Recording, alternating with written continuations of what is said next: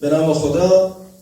بسیاری از تندروی‌ها و کندروی‌ها هستند که بلای جان ما انسان‌ها شدند. در واقع افراط و تفرید هستند که باعث میشن امور مهم و اصلی جای خودشون رو با امور فرعی و غیر مهم عوض بکنند. این امر باعث میشه که از فعالیت‌ها و دستاوردها یک چهره کاریکاتوری ما شاهد باشیم.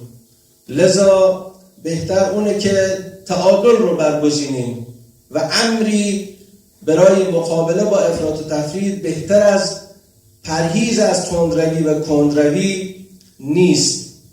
اما میطلبه که هم مردم هم مسئولین در تمامی امور تعادل رو انتخاب بکنند و با صرف هزینه و وقت کمتر نتایج بهتری رو به دست بیاریم.